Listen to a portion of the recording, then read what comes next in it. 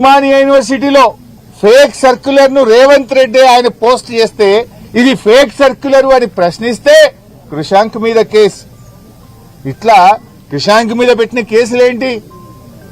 ఈ దేశ పరువు పోయింది. మిస్ వరల్డ్, మిస్ ఇంగ్లాండ్ పట్ల మీరు అవమానపరిచే విధంగా చేసిండ్రు. 10వ తరగతి పరీక్ష పత్రాలు లీక్ అయినాయి. గచ్చిబౌలి భూములు అమ్ముతున్నారు, చెట్లు కొడుతున్నారు. సోమ్ డిస్టరీ అనే మందు దాగి చాలా మంది చనిపోయిండ్రు. ఇది మన రాష్ట్రంలో తేవద్దు. ఇట్లాంటి విషయాలు మాట్లాడినందుకు ఇవాళ అరెస్ట్ చేసి జైల్లో పెడుతుండ్రు. అంటే ఇది ఎక్కడి ప్రభుత్వం అని అడుగుతా ఉన్నాం. రేవంత్ రెడ్డి నీ అరాచకాలకు ప్రజలు గమనిస్తా ఉన్నారు. తప్పకుండా తగిన విధంగా బుద్ధి చెప్తారు. ఇట్లా ఎన్ని కేసులు, మెదక్లో మా పార్టీ నాయకుల మీద కేసులు, సంగారెడ్డిలో మా నాయకుల మీద కేసులు, రాష్ట్ర వ్యాప్తంగా లగచర్లలో చూశాం. మా గిరిజన బిడ్డల మీద ఏ రకంగా అక్రమ కేసులు పెట్టారో చూశాం. కేసులతో గొంతు నొక్కలేవు. కేసులతో నువ్వు మళ్లీ గెలుస్తా అనుకుంటే అది మూర్ఖత్వం. హిట్లర్ను మించిపోయింది నీ మూర్ఖత్వం. నువ్వు ఆ జూబ్లీహిల్స్ ప్యాలెస్ లో కూర్చొని నువ్వేదో రాజు అనుకుంటున్నావు. నేనే రాజు, నేనే మంత్రి, నీకు నువ్వే చెప్పుకుంటున్నావు. కానీ నీకు తగిన బుద్ధి చెప్పడానికి ఇలా రాష్ట్ర ప్రజలు సిద్ధంగా ఉన్నారు. కొంతమంది ఐపీఎస్ అధికారులు ఇలా మా ఫోన్లు హ్యాక్ చేస్తా ఉన్నారు. మా ఇండ్ల ముందున్న సీసీ కెమెరాలు హ్యాక్ చేస్తా ఉన్నారు. బెంగళూరు నుంచి ప్రైవేట్ హ్యాకర్లను తీసుకొచ్చి వాళ్లకు డబ్బులు చెల్లించి హైదరాబాద్ కమాండ్ కంట్రోల్ రూమ్ లో వాళ్లను పెట్టి ఇవాళ బీఆర్ఎస్ నాయకుల ఫోన్లు హ్యాక్ చేస్తున్నారు. మా ఇండ్ల ముందుండే సీసీ కెమెరాలు హ్యాక్ చేస్తా ఉన్నారు. ఇవన్నీ బయటకు వస్తాయి. నేను ఐపీఎస్ అధికారులను కూడా హెచ్చరిస్తా ఉన్నాం. మా దగ్గర అన్ని సాక్ష్యాధారాలు ఉన్నాయి.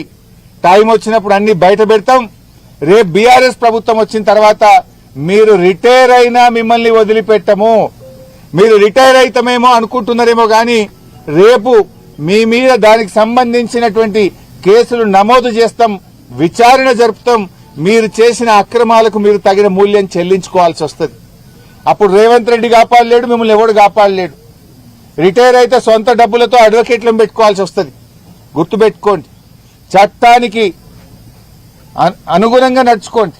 కానీ చట్టాన్ని అతిక్రమించి ప్రైవేట్ హ్యాకర్లను ఎంగేజ్ చేసి బీఆర్ఎస్ నాయకుల ఫోన్లు హ్యాక్ చేస్తే, బీఆర్ఎస్ నాయకుల ఇండ్ల ముందుండే కెమెరాలు హ్యాక్ చేస్తే మీరు రేపు చట్టం నుంచి తప్పించుకోలేరు అనే విషయాన్ని నేను వాళ్ళని హెచ్చరిస్తా ఉన్నా.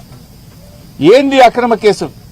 ఇలా కృషాంక్ మీద ఇన్ని కేసులు పెట్టి జైల్లో పెట్టినా అని రేవంత్ రెడ్డి వికృత ఆనందం పొందుతా ఉన్నాడు. మీరు చేసే అరాచకాలు, పాపాలు అన్ని ఇన్ని కావు. ఇవన్నీ రికార్డ్ అవుతున్నాయి, ప్రజల దృష్టిలో రికార్డ్ అవుతున్నాయి, మా పార్టీ కార్యాలయంలో రికార్డ్ అవుతున్నాయి. రేపు వీటన్నిటినీ ఓపెన్ చేయాల్సి వస్తుంది. అయిపోయింది, నీ పని అయిపోయింది.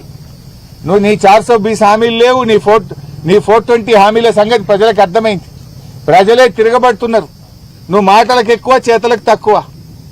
ఏదన్నా ఒక్కటన్నా అమలైందా? నీ మాటలు ఏదైనా ఒక్కటన్నా అమలైందా?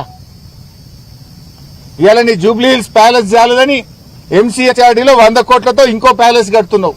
పెడతాం, అన్ని బయట పెడతాం. ఇప్పటికైనా మేము ఒకటే కోరుతున్నాం, నీకు సగం కాలం అయిపోయింది, ఇక మిగిలింది సగ కాలమే. ప్రజలకు ఏదైనా మేలు చేసే ప్రయత్నం చేయి. ఇలా రైతులు చాలా ఆందోళన ఉన్నారు. అరే శనగలు కొనుడు ఆపేసినావు నువ్వు, సన్ఫ్లవర్ కొనుడు ఆపేసినావు నువ్వు. 20 రోజుల నుంచి కొనుగోలు కేంద్రాల్లో పొద్దుతిరుగుడు రైతులు, శనగలు పండించిన రైతులు పడిగాపులు కాస్తున్నారు. కుప్పల కాడనే పండుకుంటున్నారు 15 రోజులకెళ్ళి. మరి నీ మంత్రులు నువ్వు నిద్రపోతున్నావా? నీ ఇంటెలిజెన్స్ ఏం చేస్తున్నది? మక్కలు కొనే దిక్కే లేదు.